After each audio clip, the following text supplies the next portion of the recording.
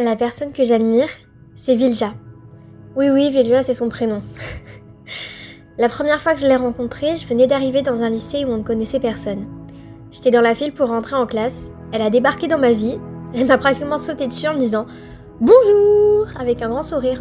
Au début, je la regardais un petit peu bizarrement. Puis je lui ai dit « Bonjour !» C'est à partir de ce jour-là où on est devenus amis. On était ensemble à l'internat, mais aussi en spécialité théâtre.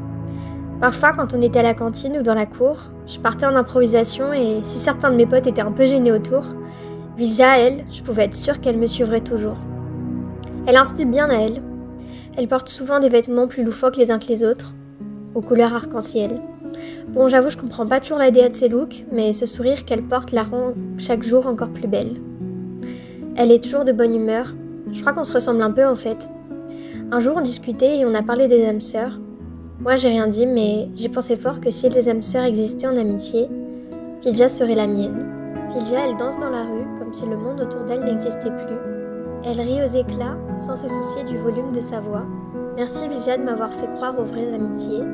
J'espère emmener ton prénom jusqu'aux marches du Festival de Cannes, car toi-même tu sais qu'on ne rêvera jamais assez. Vilja, elle n'a pas toujours une vie facile, mais pourtant tout est simple avec elle.